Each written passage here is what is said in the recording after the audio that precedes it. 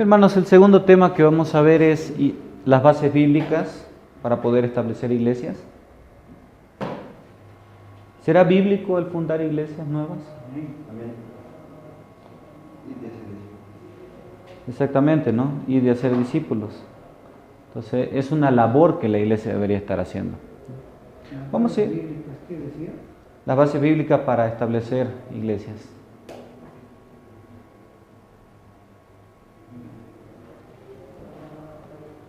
Vamos a ver una afirmación en Mateo 16, 18. Un pasaje bastante controvertido. Y dependiendo de la aplicación que le demos o la interpretación que le demos, vamos a sacar nuestra aplicación.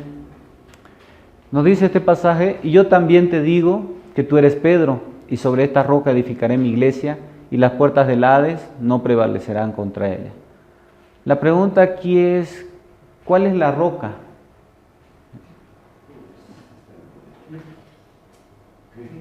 ¿Quién es esta roca? ¿No? Entonces, tradicionalmente la religión católica menciona de que esta roca es Pedro. Hay dos otras posibles interpretaciones. Una, según lo que nosotros también creemos, es Cristo.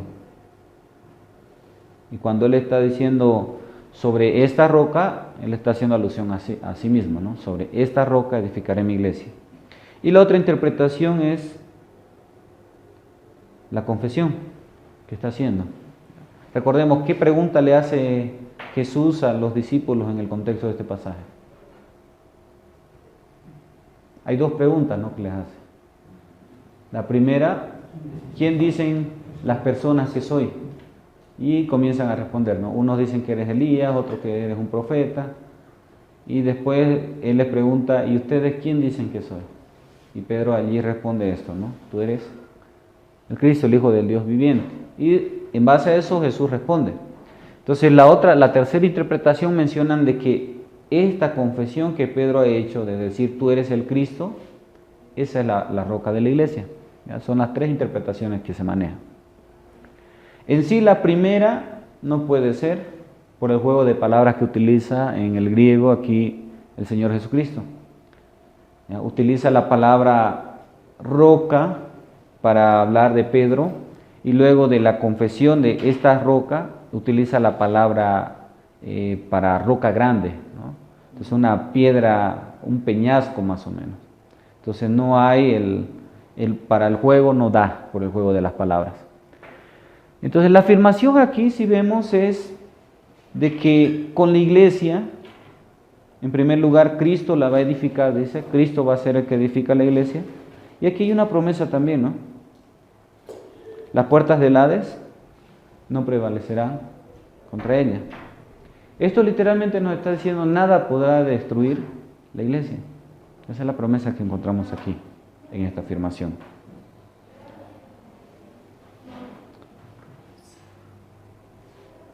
En lo que le mencionaba, ¿no?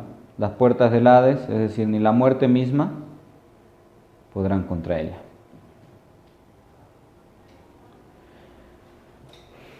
¿Cuál es el modelo a seguir por el cual debe impulsarse la iglesia? ¿Cuál es el modelo eclesial?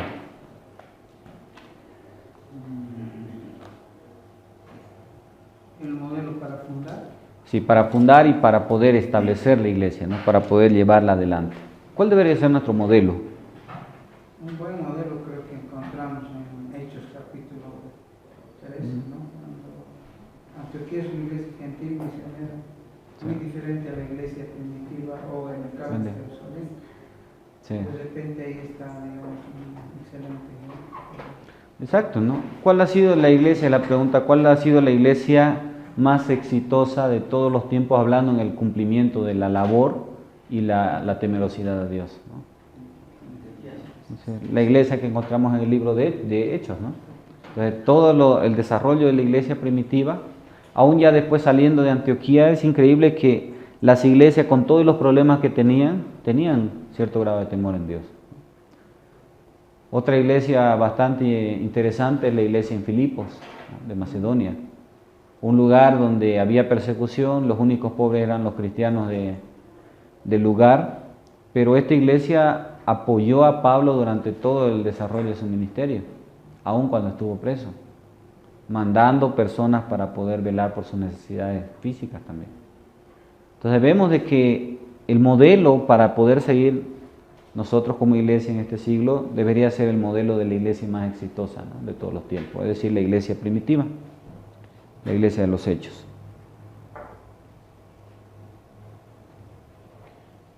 Entonces, y encontramos bases bíblicas, ¿no? Hechos capítulo 2, Hechos capítulo 15, Hechos capítulo 13, el transcurso del desarrollo de la iglesia misma en el libro de los Hechos, va a ser nuestras bases bíblicas para poder establecer.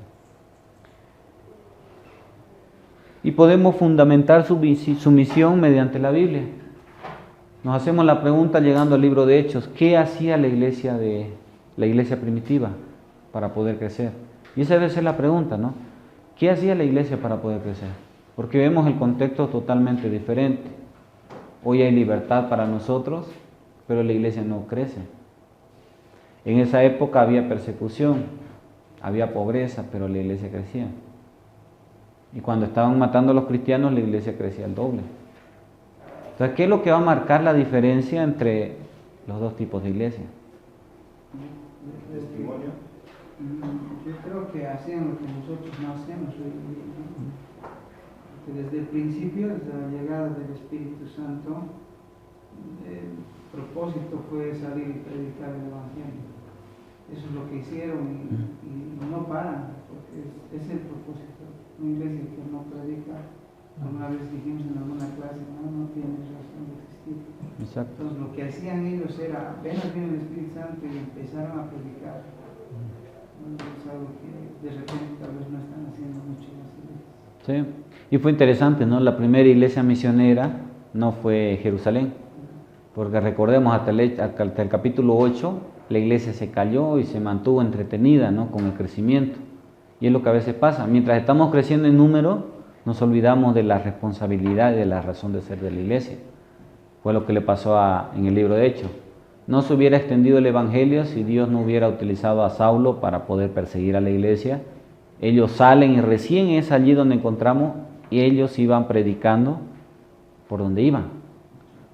Pero aún no habían entendido la misión tampoco de la iglesia, no la iglesia de Jerusalén, porque solo predicaba a los judíos. Los que empezaron a predicar de Cristo a los gentiles fueron aquellos que estuvieron en Pentecostés y salieron después. Entonces ellos comenzaron a hablar y así llega el Evangelio de Antioquía. Y Antioquía va a ser el modelo de la iglesia para poder hacer el crecimiento, ¿no?, el establecimiento y el desarrollo natural de la iglesia. Entonces podemos fundamentar la misión de la iglesia mediante la Biblia y las bases bíblicas las encontramos allí también en el libro de los Hechos para poder establecerlas. Entonces no hay dónde más buscar, ¿no? Los modelos ahora que se venden en cuanto al desarrollo eclesiológico de una iglesia pueden servirnos para poder analizar algunas cosas, ver algunas cosas prácticas que están haciendo, algunas cosas en otro sentido que no deberíamos hacer, y sí, la parte primaria de nuestro desarrollo de la iglesia, del establecimiento, está en la palabra de Dios.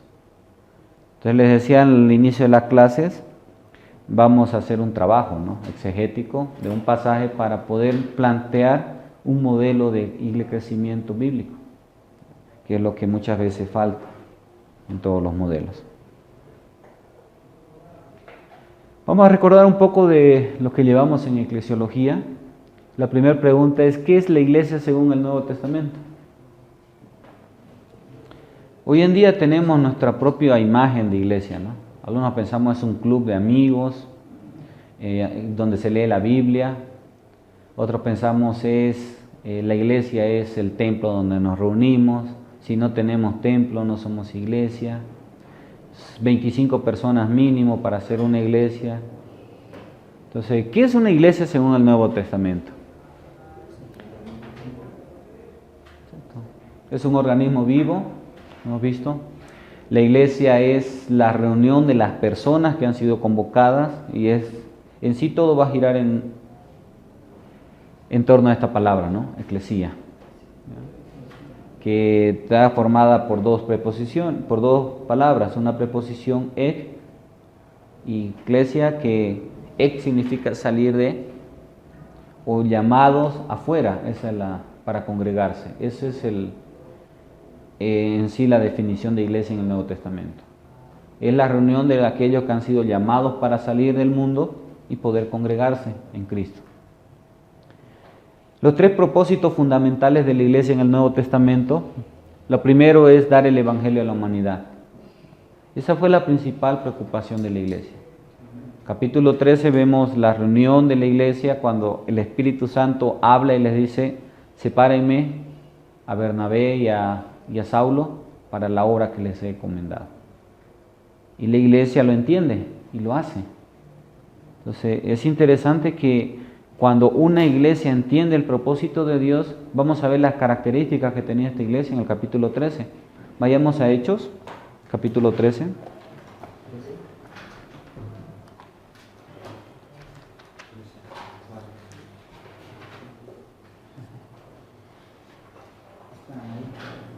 Versículo 1, en adelante. Había entonces en la iglesia que estaba en Antioquía profetas y maestros: Bernabé, Simón el que se llamaba Níger, Lucio de Cirene, Manaén, el que se había criado junto con Herodes el tetrarca, y Saulo. Ministrando estos al Señor y ayunando, dijo el Espíritu Santo. Noten en cuanto a la preparación de la iglesia, en el versículo 1, hablando en cuestiones de liderazgo, ¿cómo era esta iglesia de Antioquía? Era saludable, ¿no? Por la forma como trabajaban, no tenían... Exacto. Había maestros y había profetas. O sea, nos muestra una iglesia con los dones en ejercicio y sirviendo a Dios. Luego en el versículo 2, ¿qué estaban haciendo la iglesia antes de que Dios le comisione la tarea?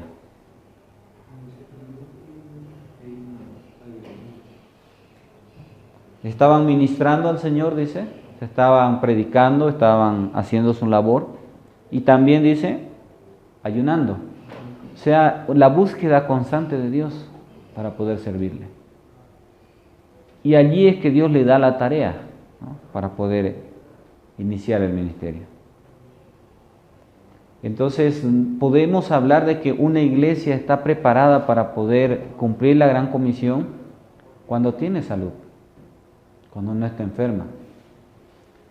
Porque imagínense una iglesia que es peleonera, divisionista, funda una nueva iglesia. ¿Cómo va a ser esa nueva iglesia? Igualito. Entonces necesita estar en un proceso de restauración para poder fundar una iglesia nueva. Y eso es lo que encontramos aquí. Su primer propósito era dar el evangelio a la humanidad. A partir de allí ellos van a salir, versículo 6, habiendo atravesado toda la isla hasta Pafos, hallaron a cierto mago y comienzan allí el desarrollo del ministerio. Y no paran.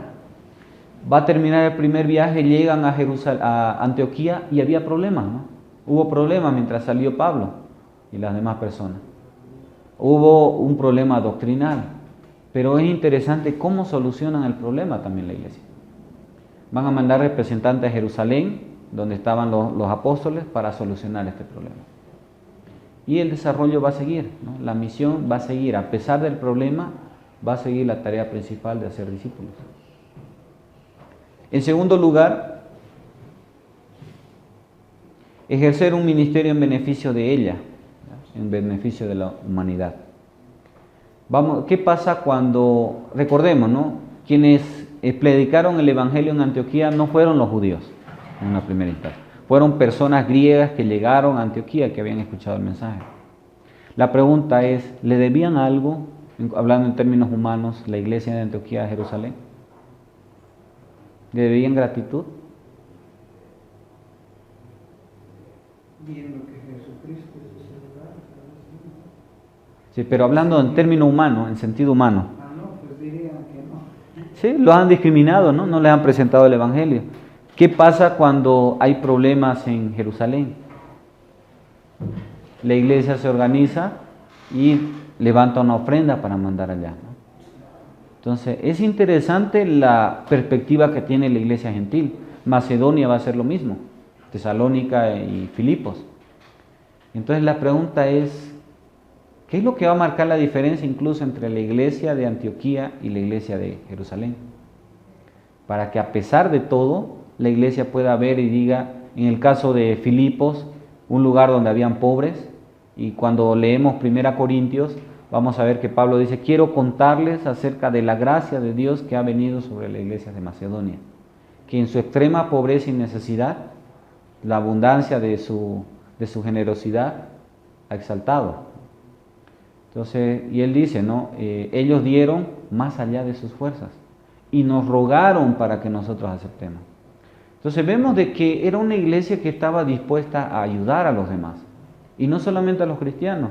Vemos el desarrollo de Hechos y vamos a ver que la iglesia ayudaba a las personas incrédulas. Capítulo 2 mismo en Jerusalén. Vamos a ver que se ganó la gracia de las personas de afuera, capítulo 2. Entonces, hay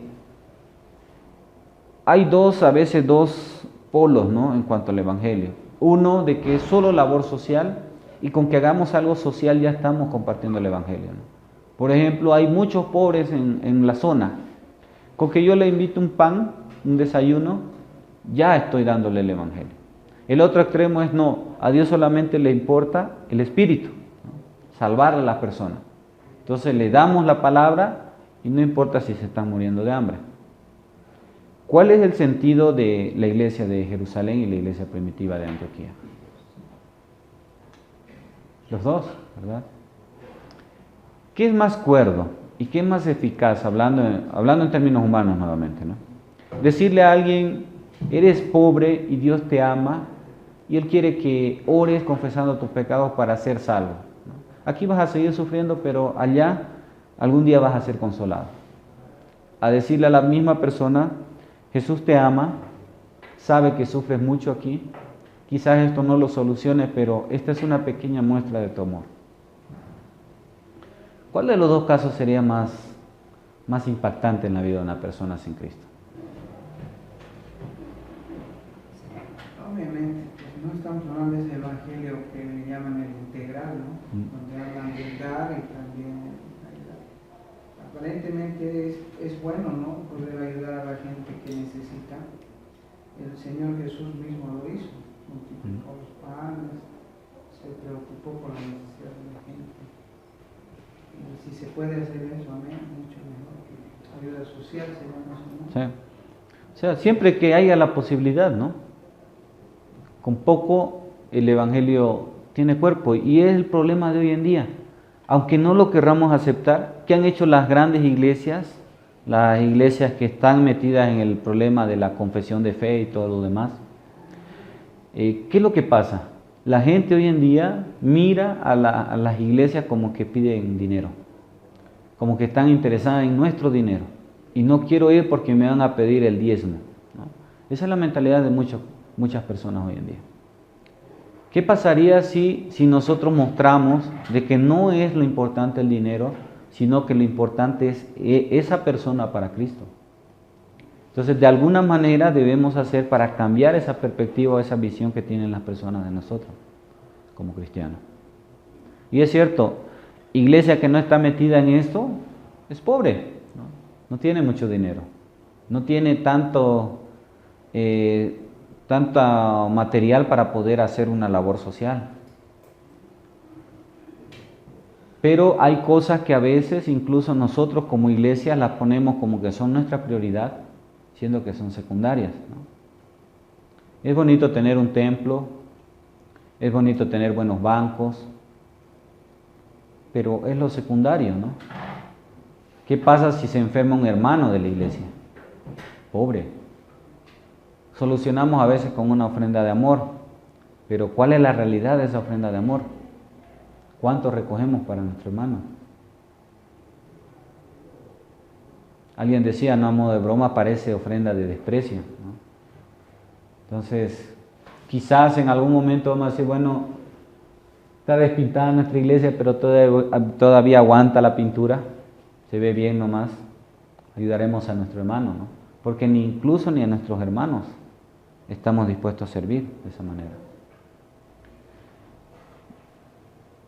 Y el tercer lugar, trabajar como Él lo hizo para el engrandecimiento del reino de Dios, hablando de Cristo, ¿no?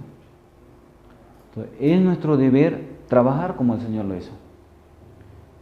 Es interesante que el Señor Jesús fue blando en los momentos que debió ser blando, amoroso, cariñoso, pero fue tajante, ¿no? Y fue estricto cuando necesitó hacerlo. Entonces, lo mismo debemos hacer nosotros.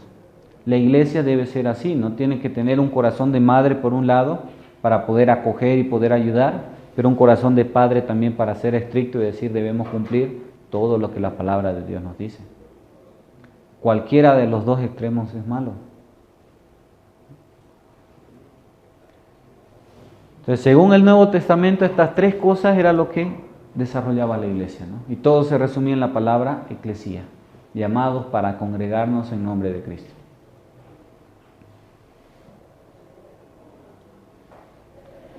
Una primera pregunta, ¿qué es la iglesia entonces? Hechos 11:22 y Hechos 13:1. Hechos 11:22 nos dice, llegó la noticia de estas cosas a oídos de la iglesia que estaba en Jerusalén y enviaron a Bernabé que fuese hasta Antioquía. Esto de aquí es cuando el evangelio nace en Antioquía propiamente. Y la iglesia se entera, dice, y manda a estas personas para poder cerciorarse de qué es lo que está pasando. Entonces aquí vemos de que hace un énfasis Lucas, la iglesia que estaba en Jerusalén. Capítulo 13, versículo 1, había entonces en la iglesia que estaba en Antioquía profetas, maestros, Bernabé, Simón, el que se llamaba Níger, Lucio de Cirene, Manaén, el que se había criado junto con Herodes el tetrarca, y Saulo. Nuevamente aquí, la iglesia que estaba en Antioquía. Por lo tanto, podemos ver de que la iglesia, según el Nuevo Testamento, es aquella que está formada por todo el cuerpo de cristianos de una ciudad. ¿Cuál sería la iglesia cochabambina? Automáticamente pensamos, ¿no? La UCE, solamente la UCE, ¿no? Secta subdirectiva. Entonces, iglesia es toda aquella que creen en Cristo, ¿no? Y que sus puntos troncales de salvación son los mismos. Vamos a diferenciar, aunque a veces no nos gusta, lo que es forma y fondo. ¿Será que si una iglesia canta saltando las alabanzas no es salva? En ese caso, incluso dentro de la misma denominación hay iglesias que hacen lo mismo, ¿verdad? De título nomás Iglesia Cristiana Evangélica de la UCE, pero el culto es pentecostal, ¿no? Neopentecostal, ni siquiera pentecostal. La prédica de la prosperidad también. Entonces, o por otro lado, ¿no? Hipercalvinismo. Entonces, es de nombre. Entonces, la iglesia es aquella que a pesar de las diferencias básicas en cuanto a maneras de ver la doctrina, cuestiones secundarias, creen en Cristo. Tal vez el punto, pastor, es de que si un pentecostal agarra la Biblia y le predica el Evangelio y alguien recibe a Cristo, es salvo. Por más que de repente, yo personalmente no estoy muy de acuerdo, no creo bíblicamente en apóstoles, nada de eso. Pero de repente se convierte ahí porque alguien va a usar la Biblia, no la denominación, está usando la Biblia y va a recibir a Cristo. Exacto. Y tenemos que diferenciar entre pentecostal y teología de la prosperidad, porque no son los mismos. Los pentecostales antiguos son más conservadores, son muy conservadores incluso que nosotros, ¿ya? Porque para ellos pierden la salvación. Entonces el hecho de hacer alguito pierden, entonces eso les lleva a tener un temor y no hacer algunas cosas. Entonces, en comparación de un pentecostal, nosotros somos liberales, ¿no? Entonces, ellos, ¿qué énfasis hacían? Eran ser más alegres en las alabanzas. Entonces, ¿qué va a pasar? Y depender más del espíritu, ¿no? ¿Qué va a pasar? Llega un momento en el cual el pentecostalismo comienza a romperse y algunos decían, nos estamos apagando, necesitamos un nuevo avivamiento. y de allí sale el neopentecostalismo. Y de allí va a salir, de entre esas ramas va a salir lo que va a ser la teología de la prosperidad, ¿no? El ir un poquito más allá. Entonces, y es lo que pasa, ¿no? Es lo que pasa con nosotros. Entonces, hay momentos donde creemos lo mismo en determinados, estamos unidos por una confesión de fe, aparece alguien que cree que algunas cosas están mal y va a comenzar a hablar, ¿no? Y va a salir una rama dentro de la misma denominación, ¿ya? Pero es como dice el hermano Milton. ¿Qué dice Pablo en Filipenses capítulo 1, versículo 2 en adelante? Algunos predican a Cristo por contienda, otros por vanagloria, pero me gozo y me gozaré de que por pretexto, por verdad, se predica a Cristo. Ahora hay que notar lo que dice Pablo, ¿no? Mientras se predique al verdadero Jesús de las Escrituras, debemos estar felices. Si ellos están sacando dinero a la gente, si es el verdadero evangelio, la persona va a ser salva. Y ellos van a tener que dar cuentas a Cristo por qué lo hicieron finalmente. Es decir, de los maestros. Ellos darán cuenta por qué se interesaron en el dinero. ¿Ya? Pero si es que alguien está predicando otra cosa, otro Cristo diferente, allí sí debemos ser celosos, ¿no? Y Pablo lo muestra. Hermano, Sí. un comentario. Pero hay una diferencia siempre, ¿no? Porque el apóstol Pablo dice que en estos tiempos van a salir a relucir lo que realmente son, no todos son. Por ejemplo, esta semana, no sé si es viejo esto, pero a mí recién un amigo pastor me mandó un videito de hermano Jesús Adrián Romero, donde dice en una de sus prédicas, ¿no? De que en la Santa Cena Jesús, bueno, él dice que es una broma, ¿no? Pero no sé si es en broma, porque él dice que Jesús estaba borracho. No sé si escuchó. O sea, ese tipo de cosas como que a mí en lo personal me hace pensar realmente, ¿no? Si son verdaderos hijos de Dios, porque no sé si alguien verdaderamente que ama a Dios va a decir tal cosa, ¿no? O sea, es una blasfemia, ¿no? es una blasfemia. No, qué mal es una blasfemia. Y sin embargo, él tiene tanta gente que le sigue, ¿no? Ahora, ¿cómo hacemos? ¿Cómo hacemos esa diferencia, no? ¿Hay convertidos en esa iglesia? Yo creo que sí, ¿no? Yo creo que hay alguien que de repente sabe que Jesús es el Salvador. Pues, cuando ya esta gente va diciendo este tipo de tonteras, Va a ir saliendo. Es la realidad, exacto, ¿no? Se van a dar cuenta. Hay otros que van a ser ciegos y van a seguir hasta la muerte con ellos, ¿no? Y se van a perder. Sí. Entonces, es lo que hay que diferenciar, ¿no? Finalmente, el que conoce los corazones es Dios. La pregunta quizás del millón, ¿no? ¿Será que habrán salvos en la Iglesia Católica, hablando del mundo? Porque aquí son bastante idólatras, somos bastante idólatras. Pero si vamos a los Estados Unidos, a algún lugar de Europa, hay iglesias católicas que parecen evangélicas, ¿no? Entonces, ¿habrá algún salvo entre los católicos? Entonces, Dios habla, ¿no? El mismo, hablando a la ramera de Babilonia, le dice, no salgan de allí, ¿no? Hijos míos, salgan de allí. Entonces, en algún momento se va a manifestar lo que verdaderamente son, ¿no?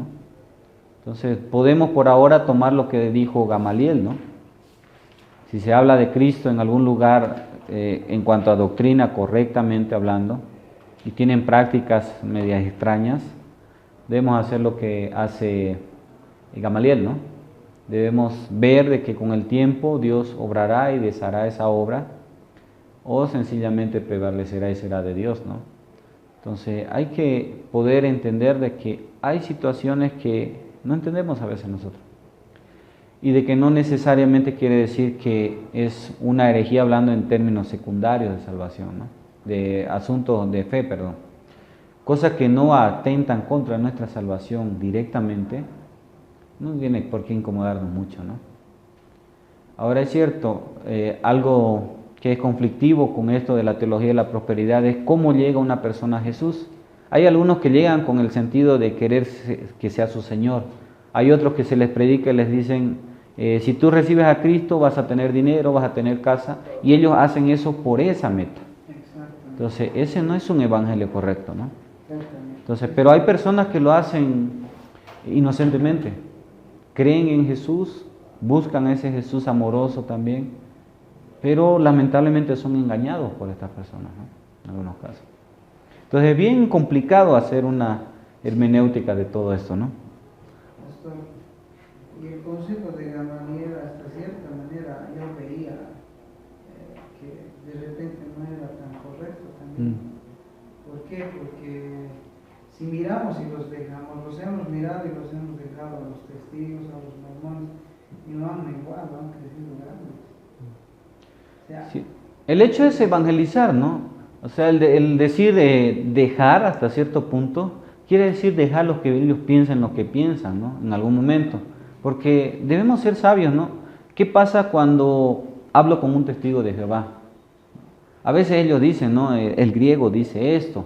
sí, Cuando tú le enfrentas y le dices cuál griego, ellos van a decir el original. O sea, ni siquiera saben de que no hay los manuscritos originales, de que solo hay copias y de que ellos tienen un griego que ha sido manipulado, tergiversado.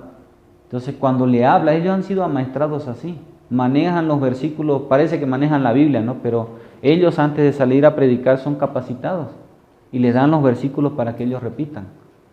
Entonces, hasta cierto punto puedes hablar con alguien, pero ya cuando ves de que la persona es terca en lo que él cree, es mejor dejar, ¿no? Y decir, allí se aplica el consejo de Gamaliel, ¿no? Bueno, si estás en lo correcto, Dios lo manifestará en algún momento. Ya yo cumplí con mi parte, ¿no? De poder decirte la verdad. En ese sentido debemos aplicar lo de Gamaliel, ¿no? No en el sentido de ver y callarnos. Sí debemos hablar. Hablar lo que creemos, ¿no? Pero siempre con el hecho de no estrellarnos, porque aquí mismo ha pasado en un momento determinado, ¿no?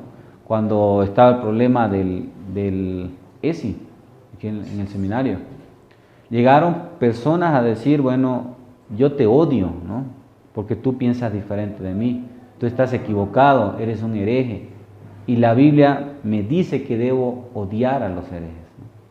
Entonces, esa fue la hermenéutica que sacaron. Entonces fue un momento bastante conflictivo, donde si no creías igual que ellos, eras cabra, no eras oveja, era falso, y aparte ellos te repudiaban, te odiaban, ¿no? El celo santo que ellos llamaban, entonces más tindando a lo que es el fariseísmo, ¿no? Entonces debemos tener cuidado con eso, ¿no? Aunque esté equivocado la persona, ¿qué nos dice Pablo en la epístola a Timoteo? Nos dice, habla siempre la verdad, no te des por vencido, quizás Dios tenga misericordia y esta persona vuelva al camino de la verdad. Esa es la actitud, ¿no? Debo hablarle cuando tenga oportunidad, pero mi intención no debe ser destruirlo, sino de que Dios ilumine su vida y que él pueda nuevamente volver a los caminos de Dios. Esa es la actitud correcta, ¿no? Bien, volvamos al tema. La iglesia es una congregación, ¿ya? Aunque a veces hacemos diferencia, ¿no? En eclesiología, más que todo en la cuestión del reglamento, los estatutos de las denominaciones, ¿a qué llamamos congregación? ¿Cómo? Sí, pero la congregación es antes de que sea iglesia, ¿verdad? Para ser iglesia tiene que ser antes congregación, se le llama congregación. Primero punto de avanzada, primero punto de misión, avanzada, congregación y finalmente iglesia cuando cumple con el número mínimo de hermanos y cuando hay un pastor y la iglesia es autosostenible, recién es iglesia. Pero el Nuevo Testamento nos habla de que la congregación es la iglesia. ¿Qué nos dice Romanos 16:5? Pero en la iglesia prefiero hablar 5 palabras con mi entendimiento para enseñar también a otros que 10.000 palabras en lengua desconocida. Saludad también a la iglesia de su casa. Entonces es una congregación, es una reunión de personas que se congregan en algún lugar. Aquí estamos viendo, esta iglesia estaba en la casa de una persona. No tenía templo. ¿Cuántas personas serían? En el caso de Filipos, eran bastante pocas las personas en la iglesia. Quizás no llegaba al número mínimo para hacer una iglesia. Pero ya aquí Pablo lo llama iglesia. Entonces, la congregación, con que ya hayan 4 personas que se estén reuniendo para alabar a Dios y estudiar la palabra de Dios, ya es una iglesia. Ahora, por cuestiones de los estatutos y todo lo demás, se llama congregación, ¿no? Pero es iglesia, desde el punto de vista bíblico. También es el cuerpo formado por todos los creyentes de la tierra. Efesios 5:32. Grande es este misterio, mas yo digo esto respecto de Cristo y de la iglesia. Aquí está hablando, en el contexto de Efesios capítulo 5, del conjunto total de los cristianos de todo lugar. Entonces podríamos hablar en estos términos, la iglesia que está en la calle Bolívar, ¿no? Estamos hablando de la iglesia Bolívar. La iglesia que está en Cochabamba, estamos hablando de todas las iglesias verdaderas que forman parte de Cochabamba. Y podríamos hablar de la iglesia mundial. Y la iglesia universal abarca también, ¿no? Sabemos los cristianos de todos los tiempos. Y aún los que no creen y creerán en algún momento, eso es la iglesia.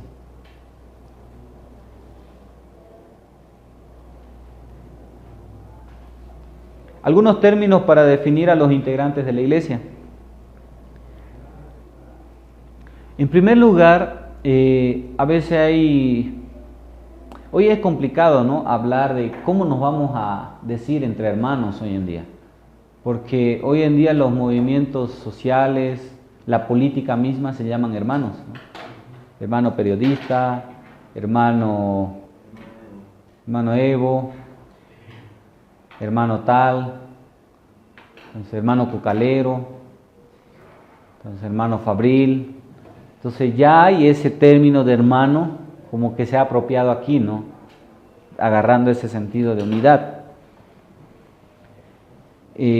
¿Cuál es el término en los cuales en el Nuevo Testamento se utilizaba para poder hacer referencia a la relación que había entre 2 personas que creían en Cristo? Uno de los términos era hermanos. Y cuando nosotros llegamos a entender el significado bíblico, nos ayudará a comprender también lo que Dios espera de su iglesia. ¿Ya? Y vamos a ir en ese sentido, ¿ya? Se llamaban hermanos entre ellos. Cuando Pablo escribe a los Gálatas en 3, 26 y 28, dice, se han abolido todas las diferencias que separan a la humanidad. Entonces, el término hermano encierra que ya no hay nada, no hay diferencias de separación. Quiere decir que todo lo tienen en común. Eso es lo que nos está diciendo el término hermano. Para pertenecer a la iglesia se necesita ser un verdadero hijo de Dios por la fe en Cristo Jesús, Gálatas 3, 26. Por lo tanto, es importante entender el concepto de un hermano verdadero. Cuando vemos de que ya no hay diferencias, ¿tendría que haber pelea en la iglesia? No debería, no podría, no tendría que haber. Lamentablemente hay. Entonces la pregunta es, ¿estamos dando sentido a esta palabra hermanos? Cuando nos peleamos, cuando nos dividimos. Y lo otro, ¿no? A veces hay rupturas en la iglesia porque hay un grupo que dice, no me gustan las alabanzas que se cantan aquí, ¿no? Se rompe esa iglesia, nace una nueva porque no le gustó las alabanzas del otro. A veces iglesias se pelean porque hay un grupo que quiere pintar la iglesia color crema, otros quieren pintarla color blanco. Entonces son cuestiones bien tontas, ¿no?, que nos lleva a dividir. Eso es otro extremo, ya cuestiones materiales todavía, ni siquiera es cristiana, ¿no? Tal vez los problemas pueden ser de fondo o de práctica o teológicos, doctrinales, y los doctrinales sí o sí nos va a llevar a dividir porque no podemos mantenernos unidos. Pero teológico es como que le pregunten, ¿no?, ¿qué color es esto? Alguien va a decir es plomo con negro, alguien va a decir es negro con plomo, ¿no? Entonces, y nos comenzamos a pelear para ver quién gana. Entonces, por ejemplo, ¿un campamento es un retiro espiritual o no es? Ese es, ¿no? Lo otro, ¿es bíblico o no es bíblico? Lo otro, no. Entonces son cuestiones bien tontitas si lo vemos en ese sentido, ¿no? Porque es igual donde Jesús se ve o donde los discípulos hicieron un mimo, ¿no? Entonces, es bien tonto porque no había.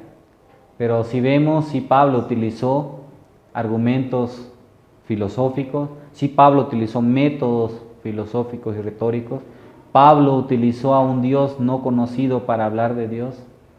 O sea, vemos a un Pablo pecador allí, como vemos hoy, ¿no? De que alguien hace aire libre, entonces es pecado porque en la Biblia no hay, ¿no? Entonces alguien ora y dice, ¿quién quiere aceptar a Cristo? Levante la mano. Y hay otro que va a decir, no es salvo porque no es bíblico. ¿Dónde los apóstoles dijeron que levanten la mano, ¿no? Entonces, es bien tonto, ¿no? Y lo mismo caemos, ¿no? Cuando se convierten las personas en la predicación de Pedro, dice que bautizó alrededor de 3,000 personas. ¿En qué momento pasaron su discipulado, ¿no? Su catecúmeno? Entonces fue inmediatamente. Entonces, ¿de dónde sacamos el catecúmeno o las clases de bautismo? No son bíblicas también. Debemos ver de que son situaciones diferentes, pues. ¿Ya? No todo vamos a encontramos los principios. Es como el joven que dice, ¿no? Que ¿dónde dice la Biblia que no fume? ¿No? O que no baile. Y es más, sacan, ¿no? David danzaba para Dios, ¿no? Danzó cuando se llevó el arca. Entonces, hay que ver y ubicarnos, ¿no? También el contexto cultural y todo lo que pasa, el propósito mismo. Entonces, debemos ser conscientes de que hay cosas que inevitablemente nos van a dividir. Pero hay otras que, si lo tratamos con sabiduría y con amor, en ese trato de hermanos, vamos a mantenernos unidos. Otro término que se utiliza es creyentes. Este término lleva a una denominación de aquellos que creen en Cristo. Entonces, ahora es interesante que Santiago va a hacer una diferencia y Jesús mismo, ¿no?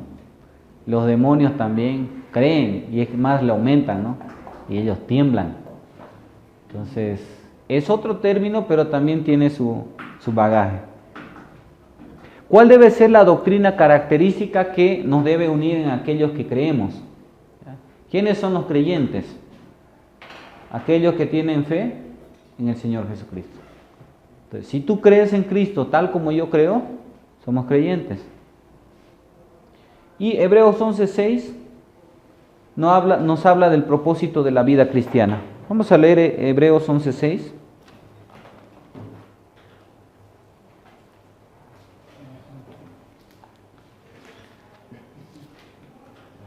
¿Alguien lo puede leer, por favor? Pero sin fe es imposible agradar a Dios, porque es necesario que el que se acerca a Dios crea que le hay, que es galardonador de los que le buscan. Bien, entonces hoy en día esto es bastante sacado de su lugar, ¿no? Hay que creer a Dios y solo así le podemos agradar. Entonces, estás enfermo de cáncer terminal, te vas a sanar porque Dios se llevó tu dolencia por medio de Cristo, entonces créele a Dios y te sanarás. Si te mueres que no le creíste y no le agradaste. Entonces, está hablando más en otros términos, ¿no? Aquí. Y está hablando de que con fe en Cristo nosotros podemos acercarnos a Dios. Y que al tener esa fe debemos creer de que tenemos ese perdón, según el contexto del capítulo 11, la vida de la fe, ¿no? Entonces, debemos tomar en cuenta de que la fe que habla aquí es más en el sentido de mi relación con Dios, mi fidelidad a Él y mi dependencia también de Él. Entonces, esa es la palabra fe, ¿no? O pisteo, de creer. Es el sentido de que yo confío en Dios, aunque no vea algo, pero también soy fiel a Dios en todo momento, cuando Él me dé algo, cuando no me dé. Entonces, y no quiere decir que no tenga fe, ¿no? La fe tiene dos aristas y ninguna de las dos se puede separar. El tercer término es santos. Y aquí creo que tenemos problemas, ¿no? A veces pensamos, alguien sin pecado.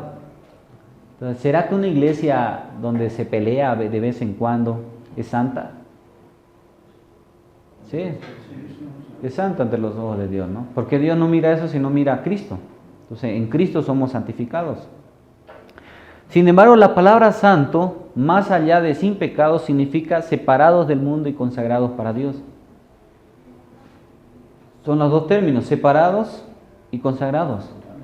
Entonces, la iglesia es el cuerpo de santos porque estas personas han sido escogidas para un propósito específico. Es como que, por ejemplo, el templo, ¿es santo o no es santo? El templo. El templo de la iglesia donde nos reunimos. ¿Es santo o no es santo? ¿Para qué ha sido consagrado ese lugar? Ha sido consagrado para reunirnos y alabar a Dios. Ahora no debemos nosotros idolatrarlo, eso sí es el pecado, ¿no? A veces hay una iglesia que no tiene más que un salón, ¿ya? Y de pronto va a haber, no sé, muere un hermano, ¿no? Y los hermanos, la familia es pobre y pide que puedan velarlo al hermano en la iglesia. Y hay alguien que dice, no lo vamos a velar aquí porque es el templo del Señor, lo vamos a profanar, así que velémoslo en el patio o velémoslo en la calle, ¿no? Entonces, hay que tomar en cuenta de que es santo porque ha sido consagrado para un propósito que es glorificar a Dios, ese es el propósito del templo, pero eso no quiere decir que es sacrosanto como el lugar santísimo, ¿no? Y a veces decimos, aquí habita la presencia de Dios. Es cierto porque lo hemos consagrado, pero habita también afuera, habita en la calle, habita en nuestra vida, habita en todo lugar. Entonces, en ese sentido, todo debería ser santo para nosotros, ¿no? Como cristianos. Es lo que escuché este fin de semana, visité una iglesia aquí en Costa Rica. Entonces, el pastor en el mensaje dice, esta es la casa de salvación. Entonces, en otra palabra también dice, no pierdan el tiempo de salvación. Entonces, se ha referido que solamente que Dios habita solo en el templo, que solamente el templo es santo. Debemos tener cuidado en eso, ¿no? Porque eso ya es sobresantificar algo. Es santo, es especial y debemos verlo así porque es para glorificar, alabar a Dios, leer la palabra. Eso es el templo. Ha sido separado para un fin. Exacto, ese es su fin. Ahora, si hacemos una fiesta bailable, ahora ahí sí estamos profanando, ¿no? Porque no es el propósito eso. Bien, la palabra santo no significa el título como calificativo moral o condición espiritual, como vemos en 2 Corintios 1:1. Si vemos cómo era la ciudad de Corinto, cómo eran los cristianos de Corinto, al punto que en el capítulo 5 de 1 Corintios Pablo le dice, me asombro de que haya esta inmoralidad que ni siquiera entre los incrédulos se menciona. Entonces Pablo le dice, son santos. O sea, ¿qué tipo de santos eran entonces? No quiere decir que si una persona es moral es santa, ¿ya? Es porque ha sido separada para Dios y debe apuntar a ese propósito. Se refiere más a la posición de los creyentes en Cristo, según 1 de Pedro 2:9, cuando nos habla de que somos santos. Sé santo porque yo soy santo. Entonces, esa es la condición, ¿no? Como yo soy santo, ustedes deben ser o vivir en santidad, vivir de acuerdo al propósito, como dice Efesios, a lo cual yo les he llamado. Y esto nos lleva a tratar eso, lo que se llama santificación progresiva.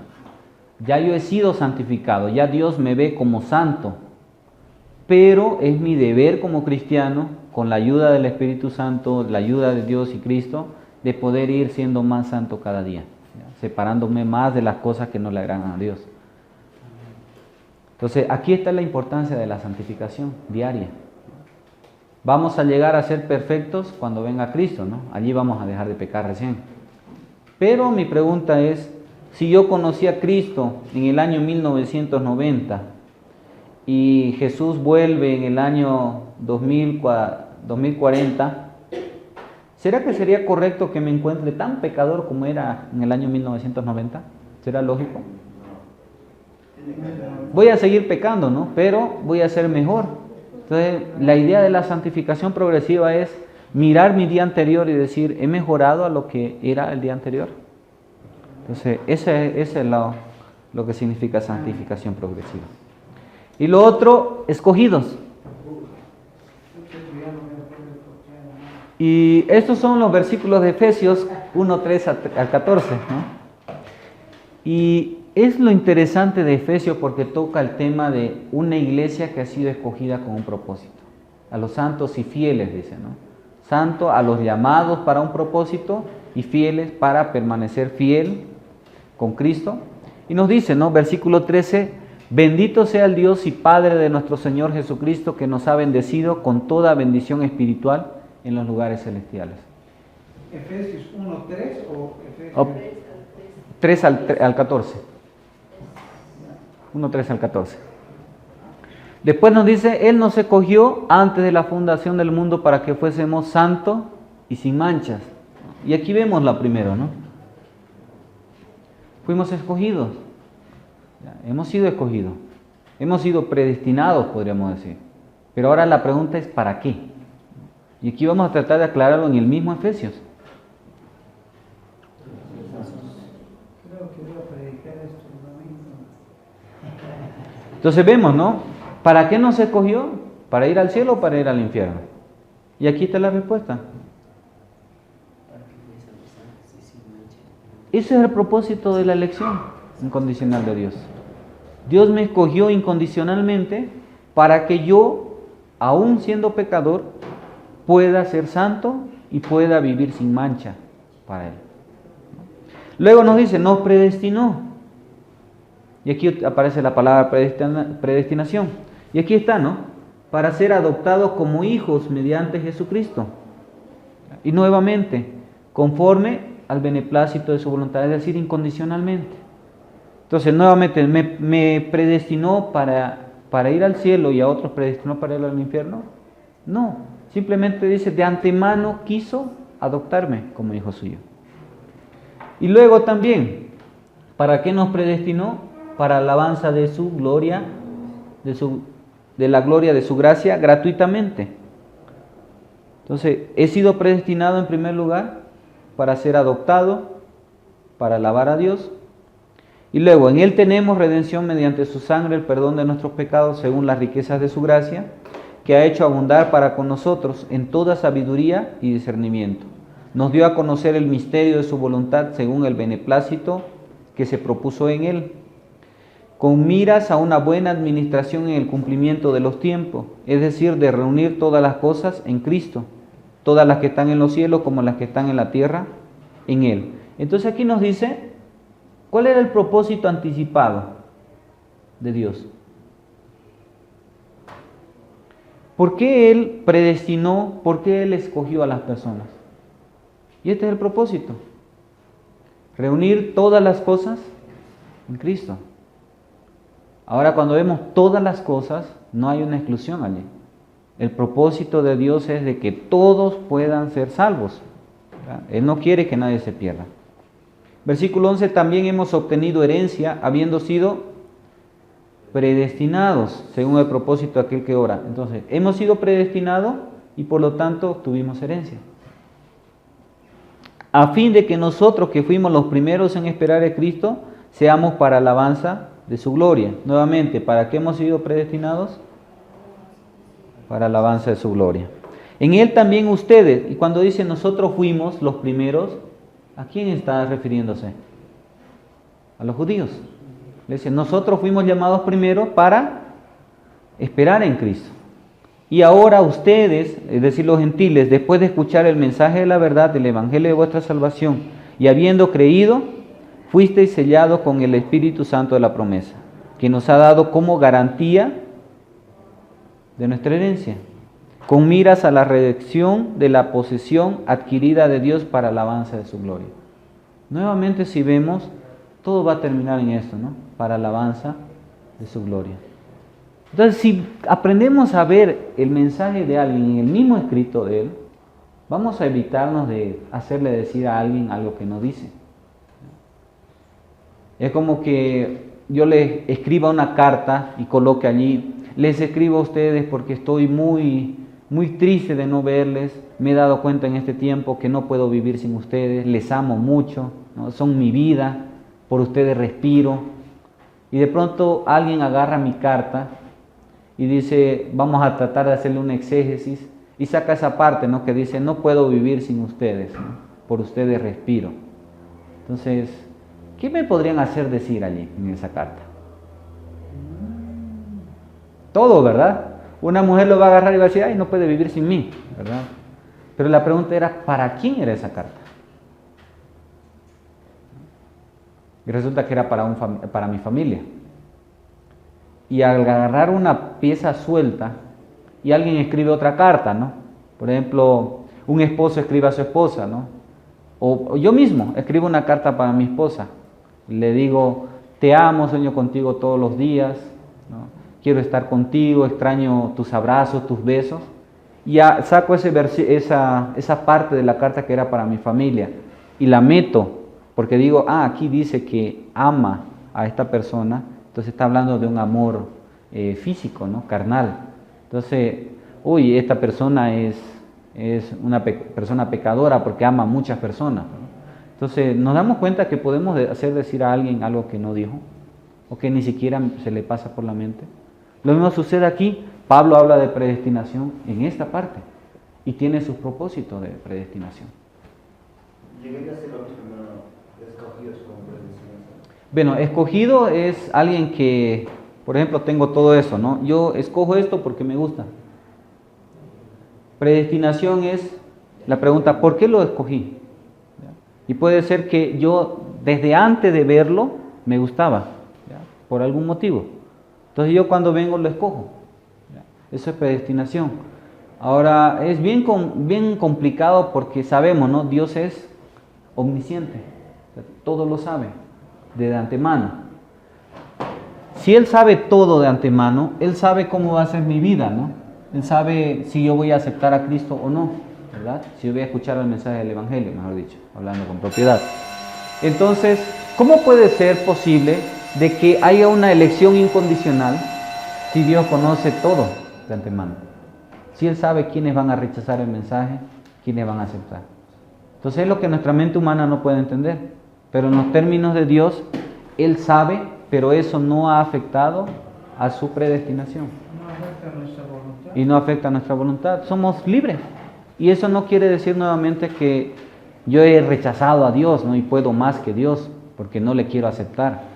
Y allí la explicación lógica del hipercalvinismo es, Dios no murió, Cristo no murió por Él. No hay libertad. Y no hay libertad, ¿no? Porque Dios nos elige y va a hacerse lo que Él dijo. Él nos deja la libertad. Y eso es lo complicado de entender en nuestra mente.